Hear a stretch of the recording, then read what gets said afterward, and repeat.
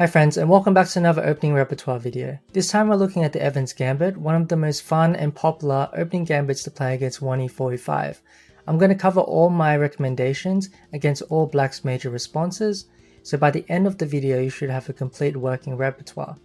Also, if you found the content useful, consider dropping a thumbs up down below and subscribing if you have been here a few times already.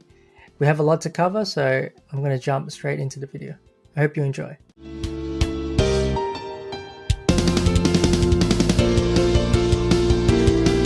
So the Evans Gambit starts out after 1e45, knight f3, knight c6, bishop c4, bishop c5, and white plays the move pawn to b4, sacrificing a pawn.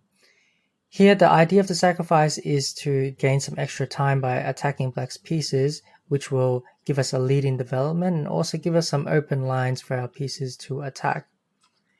Before we look at the most popular lines which involve accepting the sacrifice, we'll look at some of the ways for black to decline it, starting with bishop to e7. Not very commonly played. After the move pawn to b5, knight a5 here. As long as you don't play the move knight takes e5, which would lead to knight takes e4, knight takes e4, pawn to d5. Here black is doing perfectly well because he's gotten rid of our bishop on c4, which is our most dangerous piece in the Evans Gambit, and also opened up the center for his queen, and he will regain his extra material. If instead bishop e2 is played, after knight f6, d3, castles, castles. If black plays d6, we have the move pawn to c4. And this position is quite nice for white because black's piece on a5 is very offsided and it's hard to bring the knight back into the game. On move 6 is also another very interesting novelty which has never been played as far as I know, and that's bishop to d3.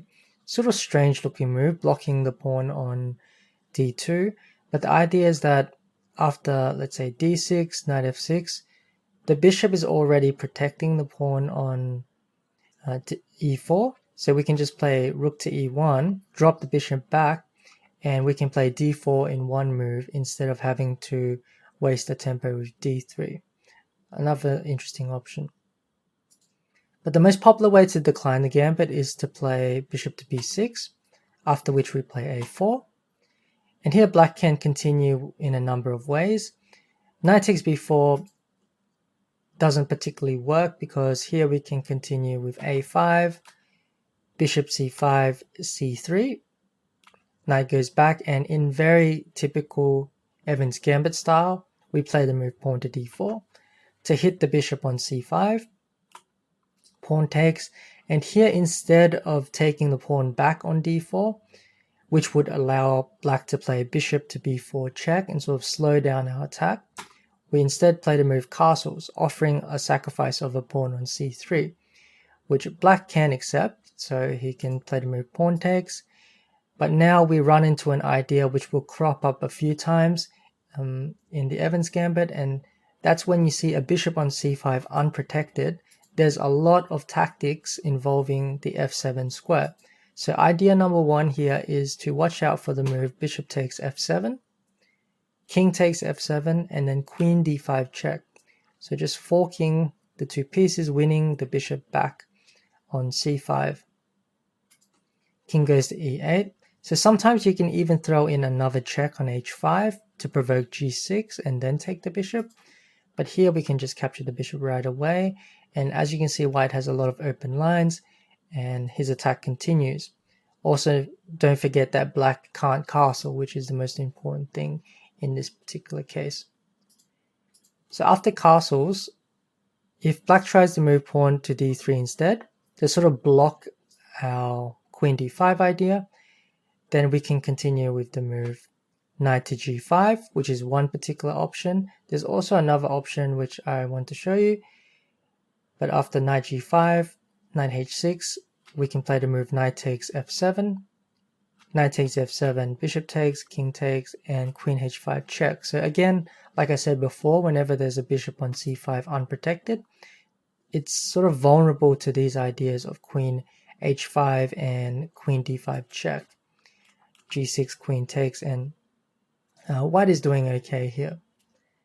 But possibly even better option is to play the move queen to b3, because after the move queen to e7 to defend the f7 pawn, then white has another interesting idea that we will see crop up time and time again in the Evans Gambit, and similar sacrifice openings here, and that's to play the move pawn to e5. So the idea of this move is that we want to stop black from developing the knight to f6, which is the main square where he's going to develop this piece. If he can develop this piece safely, then he's going to be able to get the king to safety as well, which will stall our attack dramatically. So we want to stop this. Also, if black plays the move pawn to d6 or f6, he seriously weakens his position and also gives us some open lines with our rook on the e file to attack with. So if he takes instead, then what we gain in return is not only the f7 pawn, but we also have the open e file now. So in this position, we can just take and then play a move such as knight d2. And I think this is very, very nice position for white because our attack is sort of continuing and it's very hard to defend for black. So on move 5, another option is to play the move pawn to a6, after which I would suggest either c3 or knight c3. So c3 is very popular with a strong Georgian Grandmaster, Ba5. He prefers this move. After the move c3, d3, d6 castles, we get into sort of a old line of the Italian where white has managed to play a4, b4, which is typically more favorable for white because of the extra space on the queen side. But another popular line is knight to c3, knight f6 castles, d6, and then the move knight to d5. So this is the main line in the position, and it's also very good for white. So I would suggest either of those two options against a6. And against a5, then I would suggest going with one of Kasparov's old games he played against Luthier, I believe. It continued with pawn to b5, knight d4, and then he played knight takes d4, bishop takes d4, c3. The bishop dropped back to a7. Immediately we go to move pawn to d4. And here black has two main options. One is queen f6, after which white can continue with castles here. d6 is met by bishop e3, while if he captures the pawn on d4, we can continue with an idea that you've already seen before. Whenever there's a queen on f6 in particular, this idea works even better because you sort of gain an extra tempo by attacking the queen, and that is the move pawn to e5. So just keep this idea in mind, in the back of your mind, when you're playing your games. Another move is queen to e7, and here we can just castle. And white is doing very well here. We have the center, and we have a very comfortable plan in order to finish our development. So next we're going to start looking at the main lines where black takes on b4. So now we'll take a look at when black accepts the sacrifice by playing bishop takes b4, c3. So the main option is to play bishop to e7 or bishop to a5, but we'll look at some of the less popular options first, starting with bishop to d6. So after this move, we can follow up with the move pawn to d4, knight to f6, knight to d2. This move is actually not as bad as it seems, bishop to d6, because if we don't try to take advantage of it, then black can get very, very comfortable development. Castles, here for example, if black plays b6, we can continue with bishop to d3. The idea is to defend our pawn center and then put the knight onto the c4 square. From there, we'll pressure the bishop on d6 and also hit the e5 pawn. So that's what we're going for here. Knight to c4. And as you can see, black is already in a tough spot because we've fully defended our center. And we're threatening maybe d5, maybe sort of a4, a5, or maybe taking on e5 followed by f4 sort of ideas. If instead black plays the move pawn to h6, then we continue again rook e1, queen b3 has been played before, hitting f7, queen e7, and then bishop d3. Again, we're preparing the move knight to c4 here, which would hit the bishop and create some pressure on black's center. Knight a5 has been played before, queen a4, b6, knight f1, bishop to b6, knight comes to g3. And here white opts for capturing on the e5 square. So this is good because we've gained the bishop pair. So we have the dark squared bishop, and we also can push forward our kingside pawn majority with the move pawn to f4 and sort of start our initiative rolling. After the move rook e8, white played e5, and after the move d6, we have another idea that is very, very common in the Evans Gambit, we'll see in the main lines, and that is bishop to a3. So this bishop often comes to the a3 square where it's most effective, especially if black hasn't yet castled. But here we're putting pressure along this pin. So if instead black plays move bishop c5, this is very commonly played at the club level and beginner level. White should opt for d4, pawn takes, and here the easiest move is just to castle kingside. For example, if black plays d6, then we can just take the pawn back, no problems. 2 pawns in the center, very, very strong position. Most people, if they reach this position, might consider taking on c3. And you should know now that after this move, we again see that the bishop is vulnerable in c5, it's undefended. So we can play this tactic we saw before, bishop takes f7, king takes f7, queen d5 check, king goes to e8. We can throw in that check on h5 as well if we like, and it's very useful sometimes. So that's fine. We can also just take on c5 immediately.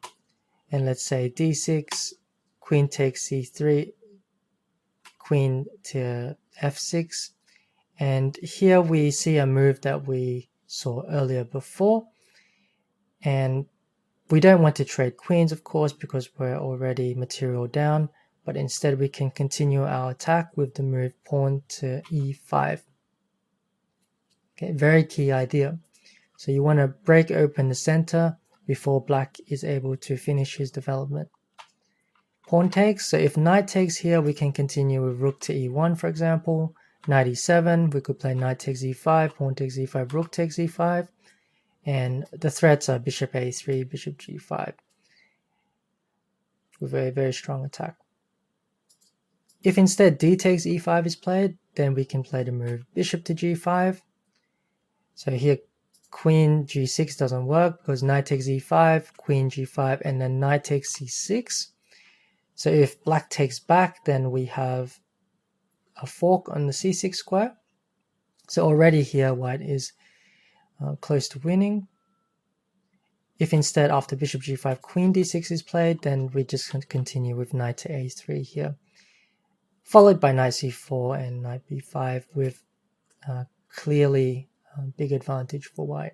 So next I'll take a look at bishop e7, which I actually think is one of the best options for black. It's the one I play personally with the black side.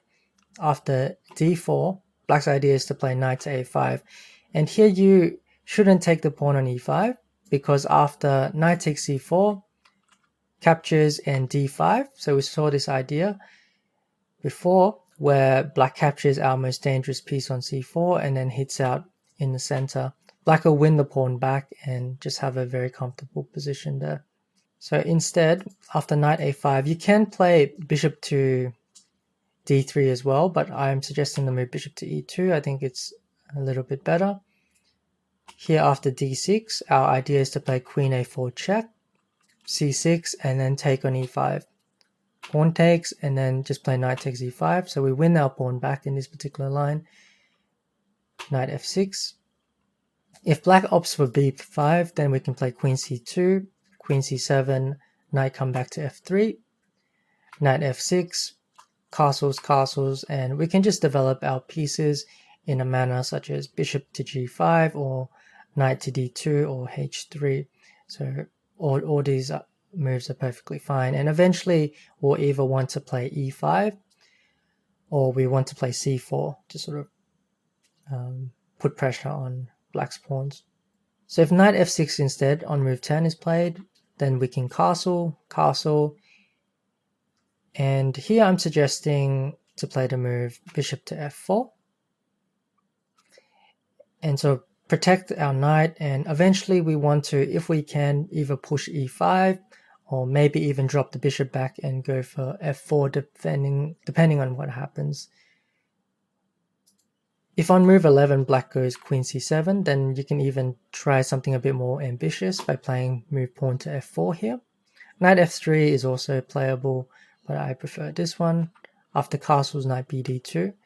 The plan here is to sort of use your kingside pawn majority and eventually push it forward to create some pressure on black's pieces. For example, if bishop d6, we can just play knight to f3 here, followed by maybe dropping our knight back and then looking to get a quick e5 in the game.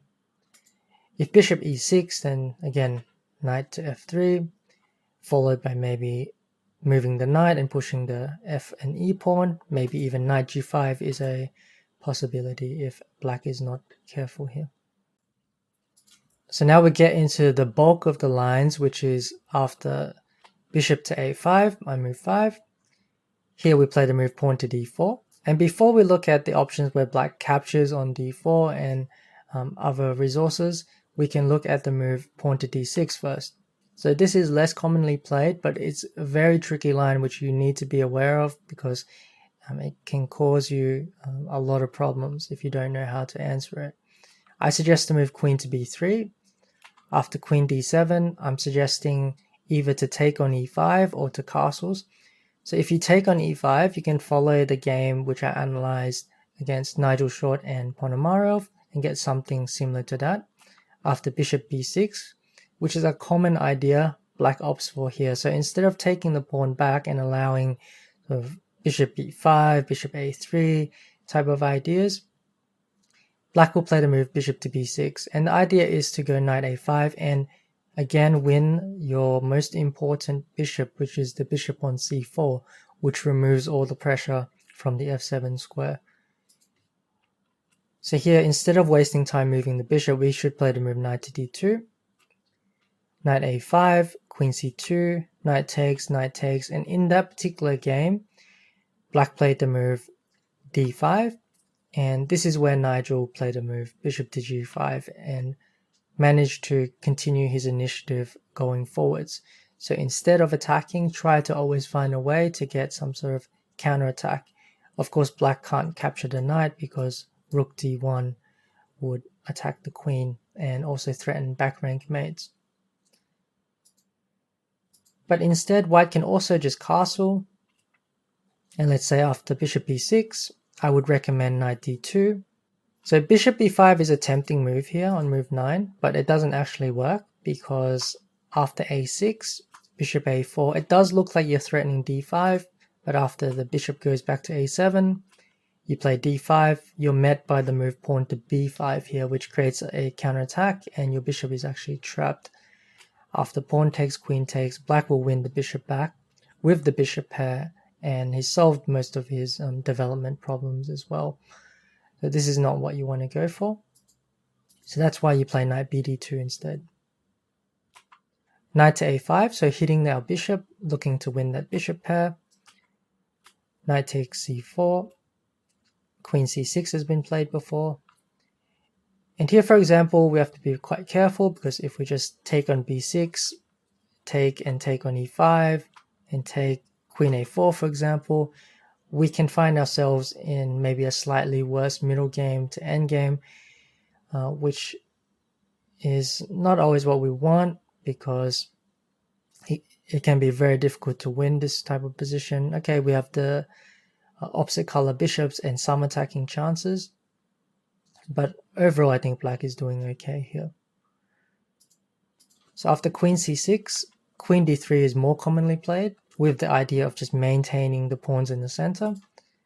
After knight e7, rook e1, castles, white can play the move pawn to a4 here, and yes, we do give black the bishop pair here, but we do maintain sort of a strong pawn center, And we probably will win the bishop pair back by taking on b6 if we really want to in the future, but definitely we have some compensation here.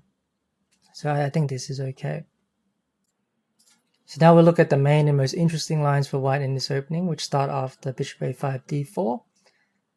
Captures, castles, and here black can play either knight e7 or d6, which is the most commonly played moves.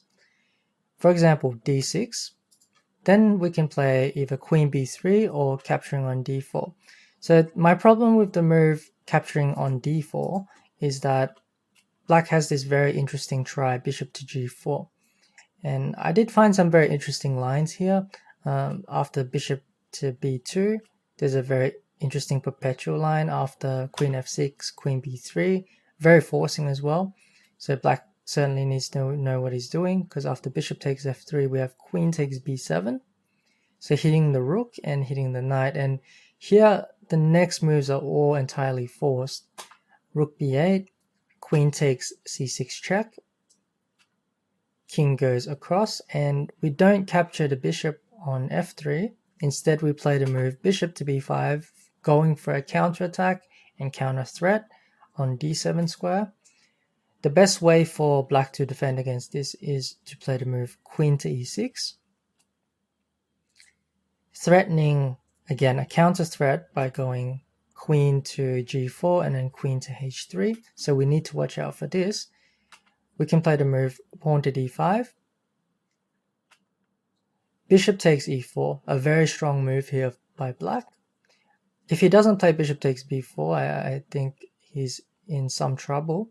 But after bishop takes e4, knight to c3, there's a nice perpetual that happens after bishop takes g2. Only move. So if we capture the queen, then black will capture our queen on c6, and then eventually the rook will capture the bishop on b2, which will solve all of black's problems. So here we play the move king takes g2, queen g4, king h1, queen f3, and we have a nice perpetual check here. A nice variation. After pawn to d6, I would suggest we play queen to b3. This is very common to place the queen on b3.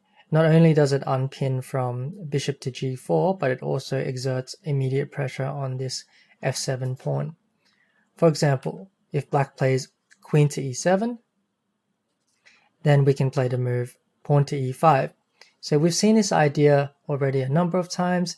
The idea is that with the queen on e7, black inevitably wants to play knight to f6 to develop his piece.